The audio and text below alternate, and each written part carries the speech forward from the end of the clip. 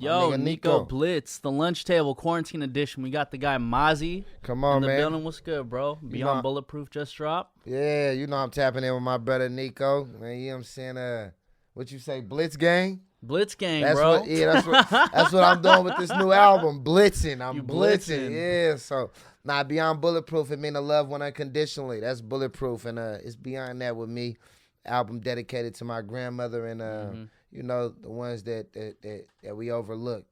You know, I was talking to Dave, and I was actually saying that I went on a 40-minute run and had the whole album on play, front to back. Not a 40-minute run. How many miles per hour you was going? Shit, I did 4 miles, bro. Whoa. You feel me? 4 miles in 40 minutes? Yeah.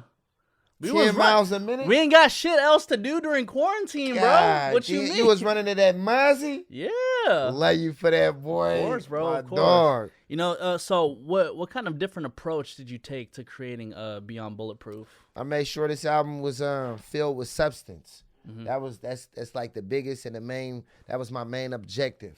Make sure this album is filled with substance. Make sure that somebody can take something away from this album and carry it with them for a lifetime. And I feel like I hit the target. You definitely did, bro. You were saying that you dedicated this album to your grandma, and I was actually reading up somewhere. Was your grandma part of the Black Panthers? She tampered with it. You know what I'm saying? You know, she was, I think her husband was heavily involved, and so she naturally, you know what I'm saying, jumped in the field with him. So, and she kind of raised us with a strong, I say, iron fist. Okay. What do you mean by a strong iron fist? She just raised us with a, you know, like a iron fist and a velvet glove. I'm say that I mean by like, you know, just a sweet lady, but very strict, very sturdy, very pro-black. She to the point where it used to be. You can come in her house and she'll have a little hammer, a little miniature size hammer. And she'll have police cars and police trucks lined up. And she'll let all the kids come in and beat the police truck, or beat the police car with a hammer. So that should give you a description of how we was living. It's a good depiction. Yeah. So yeah, an iron fist and a velvet glove. Overcame is one of my favorite records on the project, bro. Appreciate you. Can you explain a line to me? You were saying, "In search of love, only reason why we gangbanging." Yeah, you know, damn near self-explanatory, but to go a little further into that, it's like, you know, a lack of love. A lack of love will have you in search of a community or a family or a place to call home, or, you know, you just lost. So I feel like, you know, we was in search of love. We was in search of recognition. You know what I'm saying? We was in search of approval. And you supposed to get it from your pops. You're supposed to get it from your uncle. You're supposed to get it from mom. You're supposed to get it from grandpa and you know, just the men, the strong men in your family and the women. But I feel like if you lack that, you got to get it from somewhere else, whether it's a juvenile hall detention center or, you know, whether it's a penitentiary system. So either or, I just feel like, you know, that's what we was in search of love, man, and that's what led us to gangbanging. It's kind of like, I guess from your perspective, gangbanging is kind of like your fatherhood in a sense. Yeah, our father figure. That's who, you know, because the older fellas within the gang. That's who we look up to. Pop's down. He in the pen. He ain't present. So, you know what I'm saying, me? And at the time, the internet wasn't present. So we looking up to the next man in line. And if it ain't nothing in your household, you look at the men in the streets and you glorify what they do. And you know, you emulate that and you want to be like them, or you compare yourself. You start making comparisons. And you just naturally walk in the footsteps of those, man. And I feel like you go outside them doors and you feel alone, and you know what I'm saying, I mean, it's wolves out there, it's a jungle, so they'll bite down and eat you. So you gotta, you know what I'm saying, I mean, you gotta find your pack, man, and it's either predator or prey. So, you know, you mentioned earlier that you got some kids too. Like, I guess what's the differentiating factors? Is it just the fact that you're gonna be present in their lives? Most definitely, that's it. Pops was good dude, about his chicken, fella. took care of his family.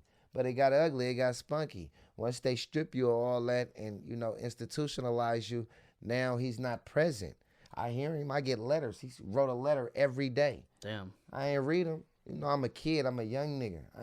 I'm not long distance. I don't understand long distance relationships. You need to be present. You gotta be right here. I need discipline. When I fuck up in school, not Granny. Granny ain't she can do what she, you know what I'm saying me, but I need that man discipline. And since it's not present, you feel me? I'm going further into fucking up. Now I feel like, you know what I'm saying, it's nobody that can tame me. And you know, and that's, you start getting involved with them streets because you become untamable.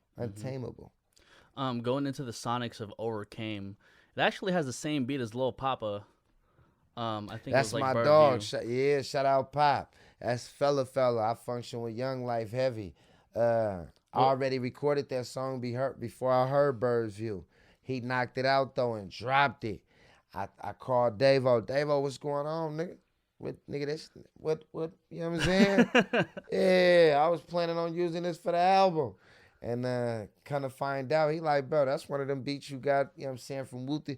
I'm like, okay, so it was just miscommunication, but I love my song so much that I just followed through with it. Well, both songs could definitely coexist. Nah, he went harder though. I ain't gonna lie, he went harder. Little brother went harder. He cooked me on that. I owe him one.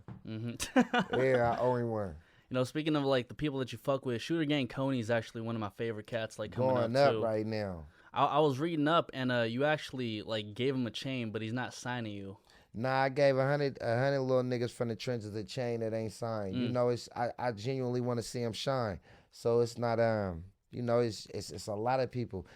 Some of the cameramans got chains. Some of the DJs got chains. It's just my way of either welcoming somebody into the family or embracing them as family. Got you, bro. Going back too, you actually went by Lil Tim like way back then. For sure, him, Lil Tim, Lil Tim and him, fella. What was with the name change? It just happened over time. Just being creative. I was Lil Tim. I started off as Lil Tim at 2, probably 1, something like that. That's what moms and them called me. That's what granny and them called me, Lil Tim. And I just felt like I was a popular person within the family, within my jurisdiction, schools that I attended. Always been a fella, and Lil Tim always stuck out. It was ringing bells early on, so I just, you know what I'm saying, me, I built the name off Lil Tim, and then as I got older, you know what I'm saying, me, I started tweaking with Mozzarella Marbalato. Was thinking about making a squad called Mozzarella Marbalato, a squad based on getting Italian cheese. You know what I'm saying? But you know, Mozzarella Marbalato, it was just too long. So I chopped it down, Mozzy. I started calling everybody Mozzy. What's up with the Mozzy? You know what I'm saying? That's like, what's up with the Mozzarella Marbalato? What's up with the Mozzy? Name my dog Mozzy. You know what I'm saying? Everybody's Mozzy. Everybody's Mozzy. So then they start reciprocating the love, calling me Mozzy. What's up with the Mozzy? You know what I'm saying? That's how they that's how they indicated when they see. I mean, that's how they approach. You know what I'm saying? That's how they got at me. So I just stuck with it. My auntie, she started calling me Mozzy, and it stuck. There you go. Well, that's how Mozzy came about, I guess. Yeah, they started dressing me with the name, man, and I just followed through with it, man. So Mozzy. Then we tweaked it. Mozzy, M-O-Z-Z-Y, money over Zeri Zane Youngin. You know what I'm saying? And, you know, it's fella. I got a fan question. You ever going to do a song with Lil Bean? Got to. He go crazy. Shout out Bean. He does his thing. You know what I'm saying? Politics will turn you into a hater. That's it. Anybody else you're looking forward to working with in the future? Hella people. I function with a lot of people, but I really don't go off of names or what they doing. I go off of vibes, and you know, just down to earth people, niggas that I feel like deserve. So if I can throw a nigga alley-oop, I'ma throw that. So if I feel like it's a youngster coming up and all he need is a little push to go over that, I'ma get that to him. I'ma give him that little push. Outside of that, you know, my peers, we just working. You know what I'm saying? I mean, if it benefit us both, let's cook. You think we're ever gonna see like a collaboration album for you and everybody else underneath your label? Kind of like how Dreamville's done their thing, where it's like all Dreamville collaborators. Nah, for sure, I got that on the way. All Mozzy members, God, all Mozzy members. Anybody who Mozzy related, that's on the way. I'm thinking of a name of it right now. I was finna throw it out there, but I'm still plotting. Yeah, 2020 though, this year. You should see it this year. Okay, that's what's up. Well, there we go, man. Nico, Blitz, The Lunch Table, Mozzy, Blitz Sacramento gang. in the building. You already know. Hell Gang Mozz. Beyond Bulletproof, snatch that.